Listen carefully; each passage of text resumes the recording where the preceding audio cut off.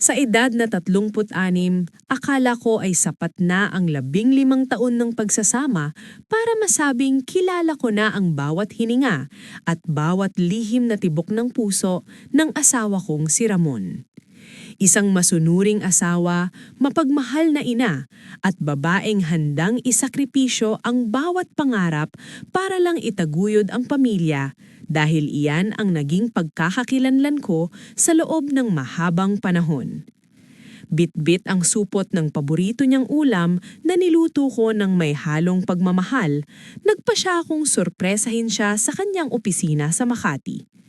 Tanghaling tapat noon, tirik na tirik ang araw at pawisan na ako mula sa mahabang biyahe sa jeep at siksikang MRT. Pero baliwala ang pagod dahil ang nasa isip ko ay ang masayang mukha ni Ramon kapag nakita niya ang sorpresang ito. Pagdating ko sa lobby ng mataas na gusali kung saan siya nagtatrabaho bilang senior manager, hinarangan agad ako ng isang gwardyang mukhang masungit at tila sinusuri ang aking pagkatao mula ulo hanggang paa. Sinubukan kong ngumiti at magpaliwanag na narito ako para ihatid ang pagkain ng aking asawa, pero ang sumunod na pangungusap mula sa kanyang bibig ay parang matalim na kutsilyo na humiwa sa aking dibdib. Sabi ng gwardya, "Sandali lang ma'am, bawal pumasok, sino po bang hinahanap nyo?" Sumagot ako ng may pagmamalaki na asawa ko ni Engineer Ramon Ilustre. Doon na nagbago ang ihip ng hangin.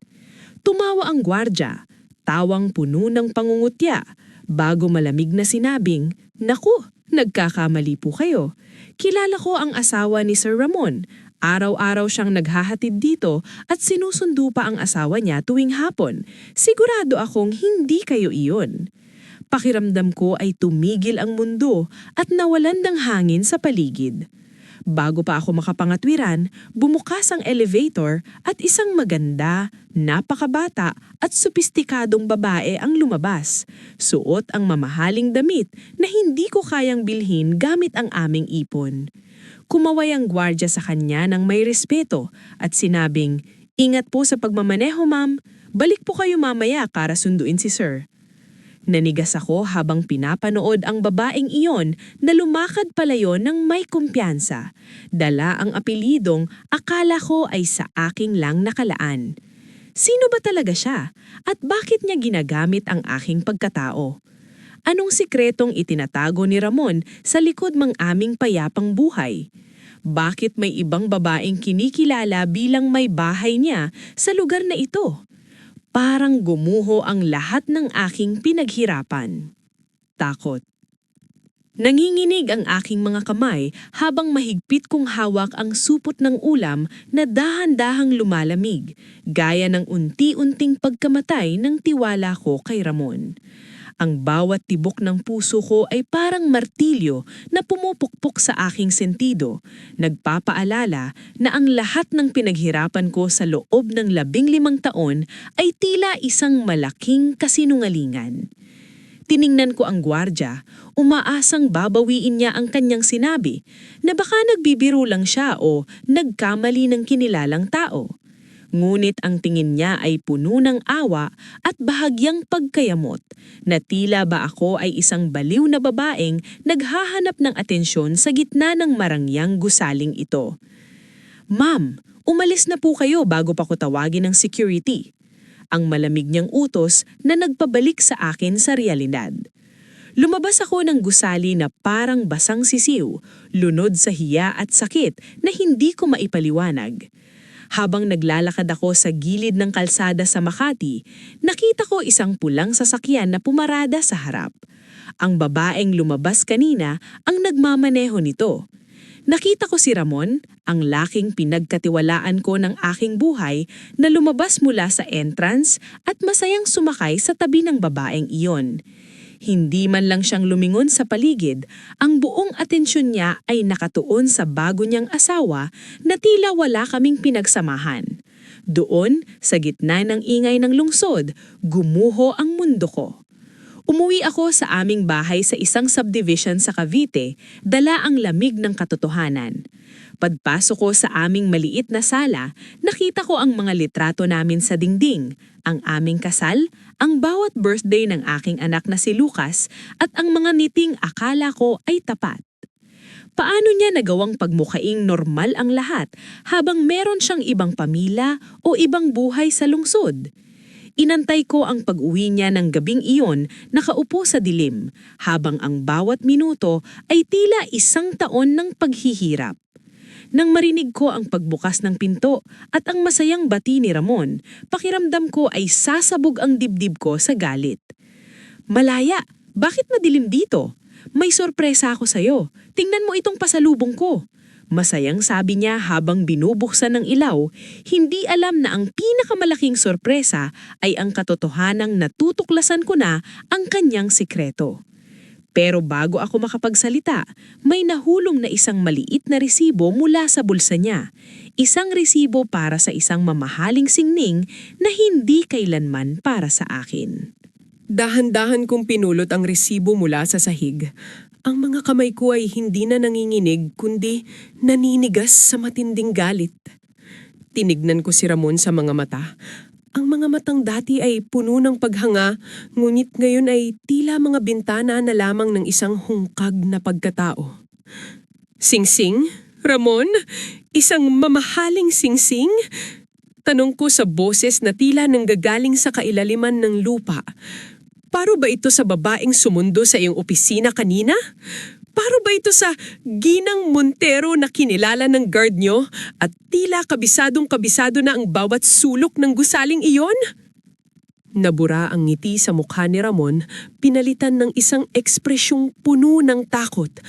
Ang takot ng isang taong huli sa sariling bitag. "Malaya, pumunta ka sa opisina?" Nauutal niyang tanong habang sinusubukang lumapit. Umatras ako, bawat hakbang niya ay parang lason sa aking sistema.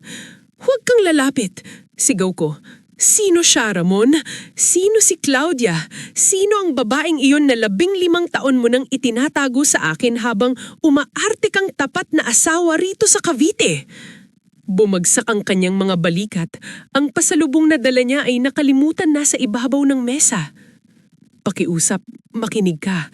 Komplikado ang lahat." Ang tanging nasabi niya, ang parehong linyang marahil ay ginagamit ng lahat ng mga lalaking nadiskubre ang lihim. Ngulit hindi ako papayag sa ganun kasimpleng paliwanag. Komplikado? Ang 15 taong pagsisinungaling ay hindi komplikado, Ramon. Iyan ay isang planadong pagtataksil. Mariin kong sabi habang nararamdaman ang muling pag-agos ng mga luhang galit.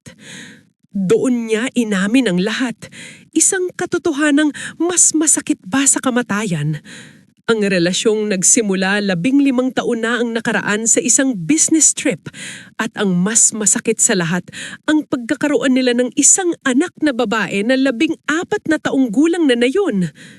Habang ipinagdarasal natin ang bawat tagumpay ni Lucas, habang bumubuo tayo ng mga pangarap sa bahay na ito, mayroon ka palang ibang pamilyang binuo sa anino ng ating pagsasama. Bawat hapunan na inihanda ko, bawat damit na nilabhan ko para sa'yo, lahat ng iyon ay itinuring mong basura habang ibinibigay mo ang iyong puso at oras sa iba. Ang buong buhay ko, ang huling 15 taon ng aking katapatan ay itinayo mo sa isang napakalaking ilusyon. Biglang bumukas ang pinto ng opisina at pumasok ang babaeng nakita ko sa lobby, si Claudia.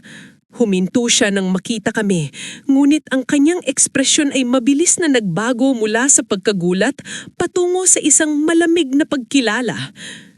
"Ikaw siguro si Malaya?" Sabi niya ng napakasimple na tila bang matagal na niyang akong kilala. Ang pinaka nakakagulat sa akin ay hindi ang kanyang ganda, kundi ang kawalan ng anumang bahid ng hiya o pagsisisi sa kanyang boses. Sa sandaling iyon, napagtanto ko ang katotohanang mas masakit pa sa mismong pagtataksil. Alam niya ang tungkol sa akin sa buong panahon ng kanilang pagsasama. Hindi ko nakinaya ang bigat ng hangin sa silid na iyon. Nang walang anumang salita, kinuha ko ang aking gamit at mabilis na lumabas ng opisina. Nilampasan si Claudia na tila isa lamang siyang kasangkapan sa isang masamang panaginip. Narinig ko ang pagsigaw ni Ramon sa aking pangalan habang tumatakbo ako sa pasilyo, ngulit hindi ako lumingon. Pagpasok ko sa elevator, doon ko hinayaang bumuhos ang aking mga luha. Hindi dahil sa kalungkutan, kundi dahil sa matinding galit. Galit dahil naniwala ako sa isang lalaking nabuhay sa kasinungalingan ng inatang matanggal. At galit dahil inilaan ko ang aking buhay sa isang taong hindi man lang karapat-dapat sa aking katapatan. Nang lumabas ako sa gusali, sandali akong nabulag ng sikat ng araw. Ang mundong sa labas ay nanatili pareho. Ang mga tao ay nagmamadali, nagtatawanan at nabubuhay sa kanilang normal na rutina. Ngunit ako ay tiyak na nagbago na. Ang babaeng pumasok sa gusaling iyon na may dalang mga pangarap na buhayin muli ang kanyang pagsasama ay wala na. Naglakad ako ng walang direksyon sa mga kalsadang dati ay pamilyar, ngunit ngayon ay tila kakaiba na. Habang pinapanood ko ang mga batang naglalaro sa parke, naisip ko ang aking mga sariling anak at ang anak na babae ni Ramon kay Claudia. Ang buong buhay ko ay itinayo sa isang napakalaking ilusyon. At ngayon ay kailangan kong magpadesya kung paano ko muling bubuuin ang mga piraso ng aking pagkatao. Nang marating ko ang aming bahay, hindi ko na maramdaman ang init at kalinga na dati nitong ibinibigay. Tila bawat sulok ay naging isang museo ng mga kasinungalingan. Tinignan ko ang aming mga retrato sa dingding, ang 4 na dekada ng aming pagsasama na akala ko ay tapat at totoo. Ang bawat ngiti ni Ramon sa mga larawang iyon ay tila naging isang mapait na paalala ng kanyang 2 buhay. Doon ko napagtanto na sa loob ng 15 taon, habang binubuo ko ang aking mundo sa paligid niya, mayroon na pala siyang ibang mundong binuo sa labas ng aming tahanan. Hindi lagtadal at dumating si Ramon. Pagod, basag ang boses at muling nagmamakaawa. Malaya, pakiusap. Pag-usapan natin ito ng mahinahon. Huwag mong itapon ang 40 taon dahil sa isang pagkakamali, sabi niya. Ngunit sa pagkakataong ito, hindi nagalit ang naramdaman ko, kung hindi isang malamig na katiyakan. Hindi ito isang pagkakamali, Ramon. Ito ay isang desisyong ginawa mo araw-araw sa loob ng 15 taon. Sagot ko habang inilalabas ang aking maleta. Sa bawat damit na itinupi ko, nararamdaman ko ang paglaya mula sa bigat ng kanyang mga lihim. Napagtanto ko na hindi ako isang extension lamang ng kanyang buhay. Ako ay isang buong tao na may sariling halaga. Tinawagan ko si Lucas ng gabing iyon. Mahiyap man, kailangang malaman ng aming mga anak ang katotohanan. Ang boses ni Lucas ay puno ng gulat at sakit, ngunit hindi siya nag-atubiling pumanig sa akin. Nandito kami para sa iyo, Inay. Ang mga salitang naging sandigan ko sa gitna ng unos. Habang inihahanda ko ang aking pag-alis, alam kong ang muling pagbuo ng aking buhay mula sa simula ay hindi magiging madali. Ngunit mas pipiliin ko ang isang mahirap na katotohanan kaysa sa isang komportableng kasinungalingan. Iniwan ko ang susi sa ibabaw ng mesa. Habang palabas ako ng pinto, hindi na ako lumingon pa. Ang bawat hakbang ko palayo sa bahay na iyon ay isang hakbang patungo sa pagtuklas sa aking sariling lakas. Maaaring gumuho ang mundong kinalakihan ko, ngunit sa mga guhong iyon ay magsisimula akong magtayo ng isang buhay na mas totoo at mas akin. Matapos ang 1 linggong katahimikan, isang hindi kilalang numero ang tumawag sa akin. Sa kabilang linya ay ang boses ni Claudia. "Kailangan nating mag-usap," sabi niya ng may direktang tono. Kahit na ang bawat himay-himay ng aking pagkatao ay nagnanais na ibaba ang telepono, nanaig ang aking kuryosidad.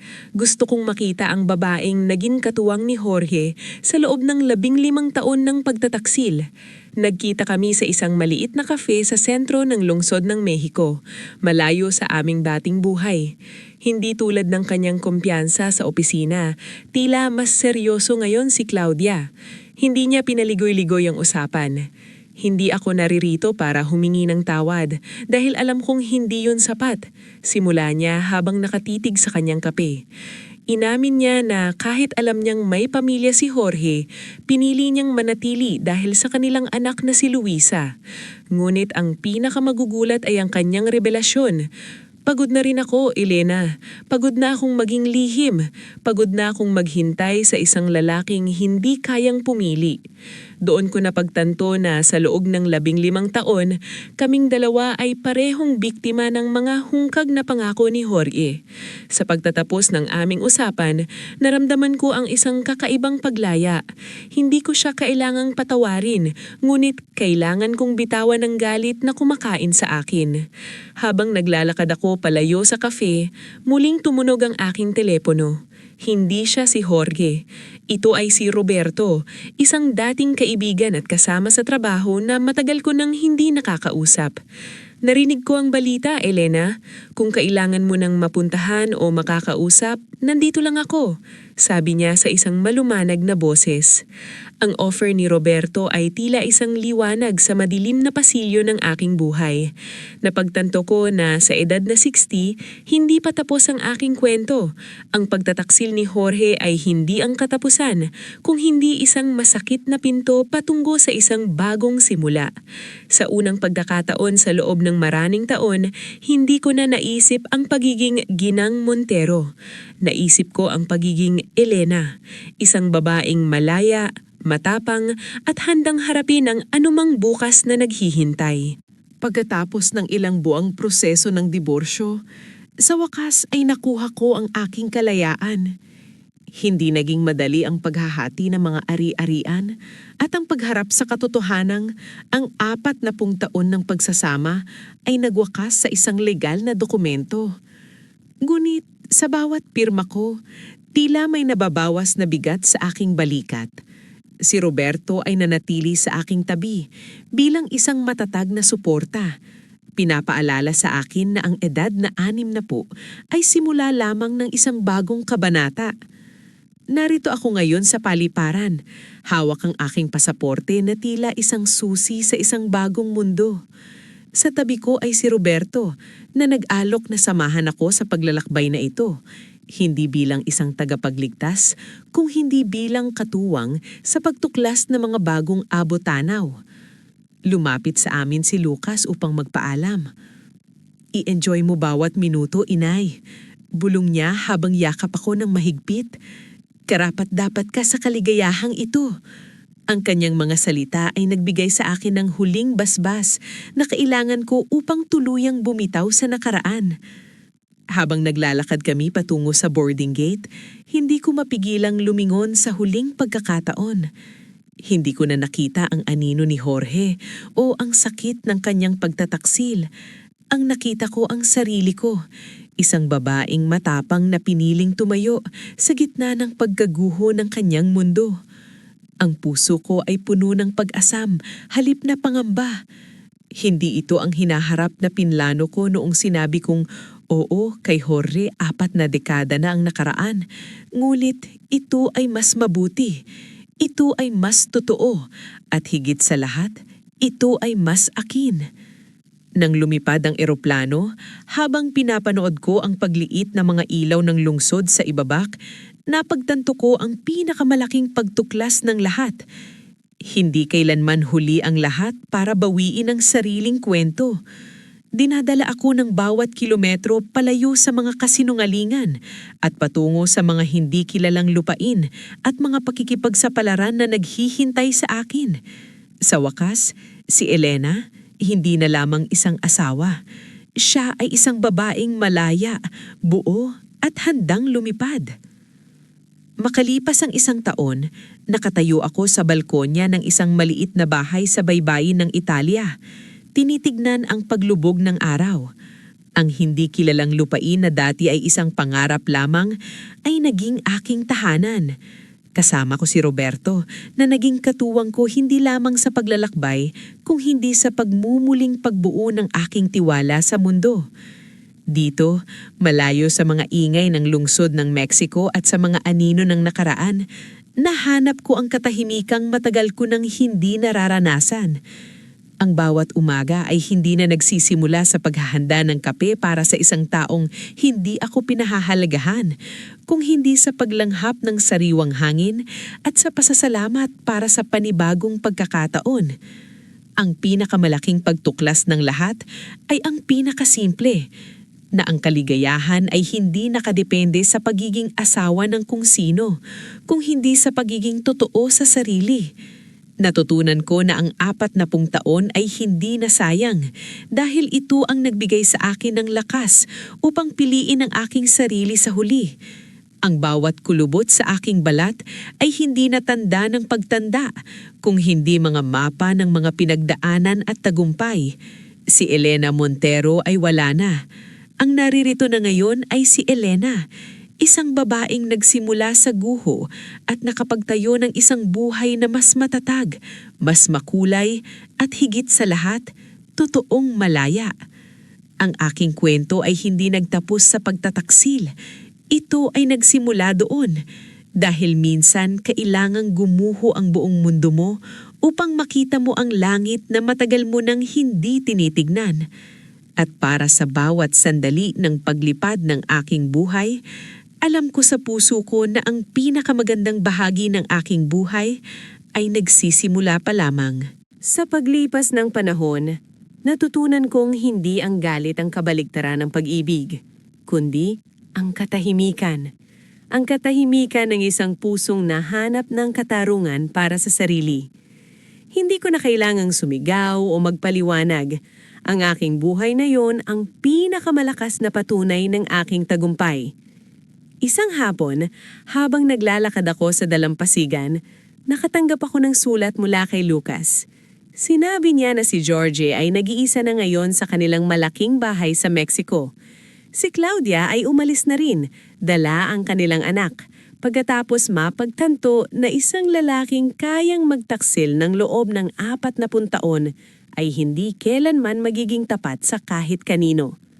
Sandali akong napatigil, ngunit walang pait na lumitaw sa aking puso. Sa halip, naramdaman ko ang isang malalim na pasasalamat dahil pinili kong lumabas sa anino ng kanyang mga kasinungalingan. Tiningnan ko si Roberto na naghihintay sa akin sa dulo ng pampang, nangingiti habang hawak ng 2 baso ng alak. Sa bawat hakbang ko patungo sa kanya, nararamdaman ko ang gaan ng aking pagkatao. Ang aking kwento ay hindi lamang tungkol sa isang asawang niloko. Ito kwento ng isang babaeng muling isinilang sa edad na 60. Handa ka na ba? Tanong ni Roberto nang naabot ko siya. Handang-handa na, sagot ko nang may tiwala. Dahil sa dulo ng bawat pagtatapos, laging may naghihintay na bagong simula. At ang simulaing ito ay hindi na itatayo sa buhangin ng panlilinlang, kundi sa matibay na pundasyon ng katotohanan at pagmamahal sa sarili. Ang langit ay nananatiling asul, ang dagat ay walang hanggan, at ako, si Elena, ay sa wakas, ganap ng malaya. Sa paglipas ng mga taon, ang mga alaala ng sakit ay unti-unting napalitan ng mga bagong karanasan. Ngunit may isang gabi, habang nakatingin ako sa malawak na dagat, napagtanto ko na ang pagpapatawad ay hindi para sa kanya, kundi para sa aking sarili. Ang pagpapatawad ay ang pagputol sa huling tanikala na nag-uugnay sa akin sa kanyang mga kasinungalingan. Sa puntong ito ng aking buhay, hindi na ako ang babaeng nadurog sa labi ng isang gusali sa Makati. Ako na ang babaeng nahanap ang kanyang boses sa gitna ng katahimikan. Sa tulong ni Roberto, muli kong natuklasan ang ligaya sa maliliit na bagay. Isang mainit na kape sa umaga, ang amoy ng asin sa hangin, at ang tunay na kahulugan ng katapatan. Ang aming kwento ay maaring nagsimula sa trahedya, ngunit natapos ito sa isang selebrasyon ng buhay. Bawat pahina na linaktawan ko ay bahagi ng aking paglalakbay patungo sa pagiging buo. Habang pinapanood ko ang unang sinag ng araw sa dalampasigan, alam ko na wala ng puwang ang dilim ng nakaraan. Ito na ang huling kabanata ng aking lumang sarili at ang unang pahina ng aking walang hanggang kalayaan. Ang pangalang Elena ay hindi na simbolo ng isang sawi, kundi ang pamana ng katapangan kay Lucas at sa mga susunod pang henerasyon. Sa wakas, tapos na ang paghahanap. Nahanap ko na ang aking tahanan, hindi sa isang gusali, kundi sa loob ng aking sariling puso. Matapos ang lahat ng unos, napagtanto ko na ang buhay ay hindi isang tuwid na guhit, kundi isang serye ng mga pagpili. Sa bawat paglubog ng araw sa baybayin ng Italia, baon ko ang alaala ng babaeng nanginginig ang kamay habang hawak ang supot ng ulam. Ngunit hindi na ako ang babaeng iyon. Ang huling aral na natutunan ko ay ito. Ang pagtataksil ng iba ay hindi kailanman dapat maging dahilan upang pagtaksilan natin ang ating sariling kaligayahan. Si Jorge ay nananatiling bahagi ng aking nakaraan. Isang leksyon na kailangang matutunan ng masakit. Ngunit si Roberto at ang bagong buhay na ito ang aking kasalukuyan at hinaharap. Sa aking pagtanda, hindi ko nabibilangin ang mga taon na nawala, kundi ang mga sandali na ako ay tunay na huminga. Hawak ang kamay ni Roberto, naglalakad kami palayo sa dalampasigan habang ang mga bituin ay nagsisimulang magpakita. Ang bawat hakbang ay magaan, ang bawat hininga ay malaya. "Elena," tawag ni Roberto. "Tara na?" Ngumiti ako. Ang pinakatapat na ngiting na iguhit sa aking mukha sa loob ng 4 na dekada. Tara na! Dahil sa wakas, ang kwento ni Elena ay hindi na tungkol sa kung paano siyang iniwan, kundi tungkol sa kung paano niya nahanap ang daan pabalik sa kanyang sarili. Isang paglalakbay na puno ng tapang, pag-asa at wagas na paglaya. Sa dulo ng lahat ng ito, napagtanto ko na ang tunay na kaligayahan ay hindi matatagpuan sa piling ng ibang tao, kundi sa pagtanggap at pagmamahal sa sarili. Ang 15 taon na lihim ni Jorge ay tila naging isang malayong panaginip na lamang, isang bahagi ng kwento na kailangang mangyari upang mahanap ko ang aking tunay na lakas. Nakatayo ako sa tabing dagat, habang ang huling sinag ng araw ay naglalaho sa abot ng tanaw. Hawak ang aking pasaporte at ang mga alaala ng aking bagong simla, alam ko na bawat luha na pumatak noon ay naging pataba sa lupang kinalalagyan ko ngayon. Si Elena ay hindi na ang babaeng biktima. Siya ay ang babaeng nagtagumpay sa pagsubok ng panahon at pagtataksil. Ang buhay ay maikli, at sa edad kong ito, wala na akong balak sayangin ng kahit isang segundo sa pagsisisi. Ang bawat hakbang ko sa buhangin ay isang deklarasyon ng aking pag-iral. Isang pag-iral na hindi na nakadepende sa pag-aproba ng iba. Ito ay mas mabuti, mas totoo, mas akin. Bulong ko sa hangin. Inuulit ang magasalitang naging sandigan ko sa aking pag-alis. Habang ang gabi ay dahan-dahang bumabalot sa paligid, ang apoy sa aking puso ay mananatiling naglalagablab, gabay sa bawat pakikipagsapalaran na darating pa. Dito nagtatapos ang kwento ng aking sakit, at dito nagsisimula ang walang hanggang kabanata ng aking kalayaan. Sa puntong ito, ang kwento ni Elena ay naging isang inspirasyon para sa marami. Hindi na siya ang babaeng nagtatago sa sakit, kundi isang babaeng ibinabahagi ang kanyang karanasan upang magbigay lakas sa iba. Sa kanyang pananatili sa Italia, nagsimula siyang magsulat ng isang journal na kalaunan ay naging isang libro. Isang memoir ng kanyang paglalakbay mula sa pagtataksil patungo sa paglaya. Isang gabi, habang nakaupo sila ni Roberto sa isang maliit na restaurant, tinignan niya ang mga tao sa paligid. Nakita niya ang mga magkakapares, ang mga pamilya, at ang mga individual na nag-iisa. Pagtanto niya na ang bawat isa ay may kanya-kanyang lihim at laban. Ngunit ang mahalaga ay ang lakas na bumangon muli matapos ang bawat pagkakataon na tayo ay nadapa. Ano ang iniisip mo? Tanong ni Roberto habang hinahawakan ng kanyang kamay. Iniisip ko lang kung gaano kalayo na ang narating ko. Sagot ni Elena nang may kapayapaan sa kanyang mga mata. Dati, ang akala ko ay katapusan na ng mundo nang makita ko ang babaeng iyon sa elevator. Pero ngayon, nakikita ko na iyon ang naging susi para mabuksan ang pintong ito. Bawat kilometro ng paglalakbay mula sa ingay ng Makati hanggang sa katahimikan ng Mediterranean ay naging sulit. Ang kanyang buhay ay hindi na isang trahedya, kundi isang obra maestra ng katatagan. Sa huling bahagi ng kanyang journal, isinulat niya, "Huwag matakot na mawala ang lahat, dahil kung minsan, doon mo lamang matatagpuan ang tunay na ikaw." Ang gabi ay malalim na, pero para kay Elena, ang kanyang mundo ay laging maliwanag dahil sa wakas, siya ay gising na sa katotohanan. Isang katotohanang mas masarap yakapin kaysa sa anumang panaginip. Sa puntong ito, ang buhay ni Elena ay naging isang ganap na inspirasyon ng katatagan. Ang kanyang kwento ay hindi na lamang tungkol sa isang masakit na pagtataksil, kundi isang blueprint para sa sino mang nagnanais na bumangon muli mula sa abo ng kanilang nakaraan. Sa kanyang huling gabi sa tabing dagat bago ang paglulunsad ng kanyang memoir, tinignan ni Elena ang buwan na nagre-refleksyon sa tubig. Napagtanto niya na ang bawat yugto ng kanyang buhay ay parang mga siklo ng buwan. May mga gabing madilim at tila wala ng pag-asa, ngunit palaging may kasunod na liwanag at pagkabuo. Ang bawat asawa na nakilala niya sa kwentong ito, ang sarili niyang tapat, si Claudio na naging lihim, at ang mga anak na naiwan sa gitna, ay lahat nagturo sa kanya ng mahalagang aral, na ang katotohanan, gaano man ito kapait sa simula, ay ang tanging magpapalaya sa atin.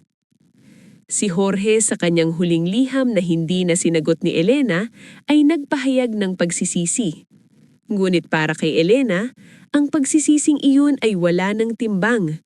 Ang kanyang mundo ay hindi na umiikot sa isang lalaking nabuhay sa dalawang mundo, kundi sa isang mundong siya mismo ang arkitekto. Sa pagtatapos ng kabanatang ito, si Elena ay hindi na lamang humihinga. Siya ay tunay na nabubuhay.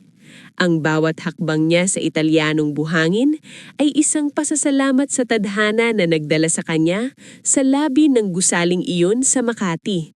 Dahil kung hindi dahil sa sakit na iyon, hindi niya kailanman matatagpuan ang kalayaang tinatamasa niya ngayon sa piling ni Roberto at sa katahimikan ng kanyang sariling kaluluwa. Ang kwento ni Elena ay tapos na sa mga pahina, ngunit ang kanyang bagong buhay ay nagsisimula pa lamang sa bawat pagsikat ng araw. Sa huling bahagi ng paglalakbay na ito, nakatayo si Elena sa isang mataas na dulo ng bangin sa Amalfi Coast. Ang hangin ay humahalimuyak sa bamo ng mga lemon at dagat. Hawak niya ang isang kopya ng kanyang aklat, Ang Paglaya ni Elena, na naging simbolo ng kanyang muling pagsilang. Napagtanto niya na ang buhay ay parang isang serye ng mga hakbang sa isang matarik na hagdanan. Minsan, kailangang dumaan sa madidilim na bahagi upang marating ang rurok kung saan kitang-kita ang ganda ng buong mundo. Sa huling pahina ng kanyang memoir, isinulat niya ang mga salitang naging gabay niya sa bawat gabi ng pag-aalinlangan. Ang sugat ay ang lugar kung saan pumapasok ang liwanag. Hindi na niya tinitignan ang 15 taon ng panlilinlang ni Jorge bilang nawalang panahon, kundi bilang panahon ng paghahanda para sa mas matibay at mas totoong bersyon ng kanyang sarili. Dumatong si Roberto, dala ang isang balabal upang protektahan siya sa lamig ng gabi. Walang kailangang sabihin, sapat na ang kanilang katahimikan. Sa piling ni Roberto, nahanap ni Elena ang isang pag-ibig na hindi kailangang itago, hindi kailangang ipaliwanag, at higit sa lahat, hindi kailangang ibahagi sa anino. Habang ang mga ilaw sa baybayin ay isa-isang nagsisindi, tila ba sumasabay ang sansinukob sa kanyang kagalakan. Si Elena, sa edad na 61, ay hindi na lamang isang asawa o ina. Siya ay isang manlalakbay, isang manunulat, at isang babaeng ganap ng malaya. Dito nagtatapos ang kwento ng kanyang pagkadurog, at dito nagsisimula ang walang hanggang awit ng kanyang kaluluwa. Sa huling yugto ng paglalakbay ni Elena, ang kanyang buhay ay hindi na isang kwento ng pagtataksil, kundi isang kwento ng ganap na restorasyon. Matapos ng maraming taon ng paninirahan sa Europa, nagpasya siyang bumalik sa Pilipinas, hindi upang muling balikan ang sakit, kundi upang ipakita ang kanyang pagbabago. Dinalaw niya ang puntod ng kanyang mga magulang at doon ay nag-alay siya ng panalangin ng pasasalamat. Napagtanto niya na ang bawat pait na naranasan niya sa kamay ni Jorge ay naging daan upang mahanap niya ang isang komunidad ng mga kababaihan na nakaranas din ng katulad na pighati. Itinatag niya ang Alon ng Pag-asa, isang foundation na nagbibigay ng legal at emosyonal na suporta para sa mga biktima ng panloloko at domestic emotional abuse. Sa isang malaking pagtitipon, muling nag-cross ang landas nila ni Jorge. Ngunit sa pagkakataong ito, wala ng galit o panginginig. Si Jorge ay matanda na. Tila ba dala ng sariling mga lihim ang bigat ng kanyang hitsura. Nang magtangka itong lumapit upang humingi ng tawad, isang tipid na ngiti lamang ang ibinigay ni Elena. Napatawad na kita, Jorge. Matagal na. Dahil kung hindi kita napatawad, hindi ko sana nahanap ang sarili ko. Ang tanging sinabi niya bago siya tumalikod at lumakad patungo kay Roberto na naghihintay sa kanya. Ang kanyang buhay ay naging isang buhay na patotoo na ang labis na sakit ay maaaring maging labis na lakas. Sa edad na 65, si Elena ay simbolo ng isang babaeng hindi nagpaubaya sa tadhana. Ang kanyang memoir ay naging bestseller at ang bawat salita roon ay nagsilbing liwanag sa mga taong nasa kadiliman pa ng kanilang mga relasyon. Habang nakaupo siya sa kanyang teres sa Cavite, kasama ang kanyang mga anak at apo, pinanood niya ang paglubog ng araw. Wala ng lihim, wala ng takot, wala ng pag-aalinlangan. Ang bawat tibok ng kanyang puso ay isang awit ng tagumpay. Ito ang aking buhay. Buo, totoo, at malaya. Sa huling kabanata ng aking paglalakbay, napagtanto ko na ang buhay ay hindi sinusukat sa dami ng taon na tayo ay naging asawa, kundi sa lalim ng ating pagkilala sa ating sarili. Ang bawat piraso ng aking nakaraan, ang sakit sa labi ng opisina ni Jorge, ang pag-amin ni Claudia at ang desisyon kong iiwan ng lahat ay nagsilbing mga pahina ng isang aklat na kailangang matapos upang makapagsimula ng bago. Nakatayo ako ngayon sa dalampasigan, hindi na bilang isang babaeng sugatan kundi bilang isang babaeng buo. Ang bawat kulubot sa aking mga kamay ay hindi na tanda ng pagtitiis, kundi mga marka ng isang buhay na matapang na hinarap ang katotohanan. Kasama si Roberto, nahanap ko ang isang uri ng pag-ibig na malaya, walang lihim, at puno ng respeto. Sa paglipat ng eroplano patungo sa susunod naming destinasyon, tiningnan ko ang ulap sa labas ng bintana. Ang mga hindi kilalang lupain na dati ay kinakatakutan ko ay yakap ko na ngayon ng may pananabik. Ang aking buhay ay hindi na isang anino ng buhay ng iba. Ito ay akin, mas mabuti, mas totoo, at higit sa lahat, mas malaya. Ang pinakamalaking pagtuklas sa lahat ay ang pinakasimple, na sa bawat pagtatapos, laging may panibagong umaga na nanghihintay para sa mga may lakas na bumangon. Wala nang Ginang Montero. Ako si Elena, at ang aking kwento ay mananatiling isang paalala na kailanman ay hindi huli ang lahat upang piliin ang sarili at mahanap ang tunay na kalayaan. Sa huling bahagi ng aking mahabang paglalakbay, Nakaupo ako sa isang bench sa parke habang pinapanood ang mga batang naglalaro. Sa tabi ko ay ang aking memoir na ngayon ay naisalin na sa iba't ibang wika. Napagtanto ko na ang 15 taon ng pagtataksil ni Jorge ay hindi naging hadlang, kundi naging tulay upang maabot ko ang puntong ito ng aking buhay. Hindi ko na nararamdaman ang pait ng nakaraan. Ang bawat luhang pumatak noon ay naging malinis na tubig na naghugas sa aking paningin upang makita ang tunay na kagandahan ng mundo. Si Roberto ay nanatiling aking sandigan. Ang lalaking nagturo sa akin na ang tunay na pag-ibig ay hindi nakakasakal, kundi nagbibigay ng pakpak upang lumipad. Ina, handa na ang lahat para sa iyong huling book signing, tawag ni Lucas sa akin.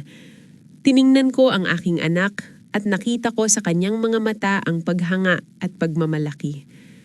Alam ko na ang iniwan kong pamana sa kanila ay hindi lamang material na bagay, kundi ang katapangan na harapin ang katotohanan at ang lakas na piliin ng sariling kalayaan. Habang lumalakad ako patungo sa entalada, lumingon ako sa langit at ngumiti. Ang bawat hakbang ko ay puno ng pasasalamat. Ang kwento ni Elena ay hindi nagtapos sa isang happy ending gaya ng sa mga pelikula. Ito ay nagtapos sa isang real ending, isang buhay na totoo, tapat at ganap na malaya. Wala nang susunod na kabanata ng sakit. Ang tanging natitira ay ang walang hanggang pag-asa at ang katiyakan na sa bawat paglubog ng araw, laging may panibagong bukas na puno ng posibilidad. Sa huling bahagi ng aking kwento, nakatayo ako sa harap ng isang salamin. Hindi ko na hinahanap ang bakas ng babaeng nasaktan o ang asawang ipinagpalit. Ang nakikita ko ay isang babaeng may sapat na lakas upang buuin ang sarili mula sa mga piraso ng isang gumuhong pangarap. Naisip ko ang lahat ng mga taon na ibinigay ko kay Jorge. Hindi ko na iyong itinuturing na nawala o nasayang. Iyon ang mga taon na nagturo sa akin kung paano magmahal ng tapat at ang sakit na dulot ng kanyang pagtataksil ang nagturo sa akin kung paano pahalagahan ang sarili kong katapatan. Ang bawat sandali ng hirap ay naging hakbang patungo sa aking tunay na destinasyon. Kasama si Roberto, natutunan ko na ang pag-ibig ay hindi kailangang maging isang sakripisyo ng sariling pagkatao. Ito ay isang paglalakbay ng dalawang kaluluwang nagkaisa sa katotohanan. Habang pinagmamasdan ko ang mga bituin sa gabi, alam ko na ang bawat isa sa kanila ay sumasalamin sa mga bagong pangarap na sisimulan ko pa lamang abutin. Ina, oras na para sa iyong susunod na kabanata, masayang sabi ni Lucas sa kabilang linya ng telepono. Ngumiti ako. Ang susunod na kabanata ay hindi na isusulat ng sakit o ng ibang tao. Ako na ang may hawak ng panulat. Dito nagtatapos ang kwento ng lihim na asawa, ngulit ang kwento ng aking kalayaan ay walang katapusan.